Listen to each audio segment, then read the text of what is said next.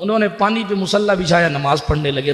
رابعہ گئی تھی مہمان نوازی کرنے کے لیے، دودھ پانی لانے کے لیے. رابعہ پلٹ کے آئی، پوچھا حسن کہاں گئے؟ وہ دیکھو پانی پہ نماز پڑھ رہے ہیں. پانی پہ نماز پڑھ رہے ہیں کہاں؟ رابعہ کو بھی جوش آیا، انہوں نے مصلی اٹھایا اور پھینک دیا. اوپر آسمان ہے، نیچے زمین ہے، بیچ میں رابعہ کا مصلی ہے. اللہ اکبر کبیرہ. اس پر کھڑے ہو کر نماز پڑھنے لگی ہے. حضرت حسن بصری جب نماز پڑھ کے فارغ ہوئے تو کہا رابعہ کہاں گئی؟ کہا حضور نگاہ اٹھائیے، وہ دیکھیے فضا میں نماز پڑھ رہی ہے.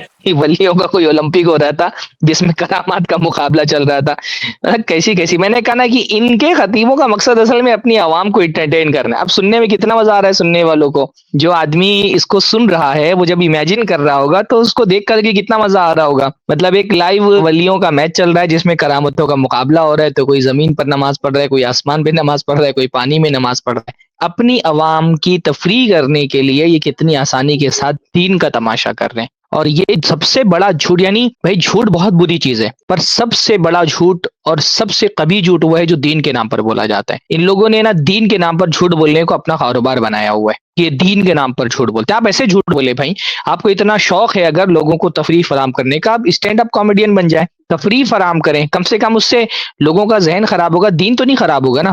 یہاں تو یہ جھوٹ بول کر کے دین خراب کر رہے ہیں لوگوں کا. لوگوں کو تفریح فراہم کرنے کے لیے اور اپنی خطابت چمکانے کے لیے اس طرح کی جھوٹی باتیں اولیاء اللہ کی طرف منسوب کرنا اور لوگوں کا ذہن بگاڑنا، یہ بہت بڑا جرم ہے. اللہ تعالیٰ محفوظ رکھے امت کو ایسے لوگوں سے. کرامات اگر کسی سے ظاہر بھی ہو جائے تو اللہ کے ولی کون ہوتے ہیں؟ اللہ کے ولی تو عاجزی اختیار کرنے والے لوگ ہوتے ہیں نا. تو یہ کوئی فخر کرنے والی بات تھوڑی ہے. بلکہ بعض سلف نہ اس طرح کی باتیں لکھتے بھی کہ اگر کسی صاحب ولایت سے کوئی کرامات ہو بھی جائے تو وہ اپنی کرامت ظاہر نہیں کرتا ہے. بلکہ بعض لوگوں نے لکھا ہے نا کہ ولی جو ہے وہ اپنی کرامت ایسے چھپاتا ہے جیسے گنہگار اپنے معاصی کو چھپاتا ہے. یہ تو حسن بصری جیسی شخصیت سے تو یہ تصور ہی نہیں کیا جا سکتا ہے. نماز پڑھنے کے لیے یہ کون سا طریقہ بھائی؟ آپ جا کے پانی پہ مصلی بچھائیں گے؟ یہ نماز کے جو آداب ہے، نماز کی جو تعلیم ہے،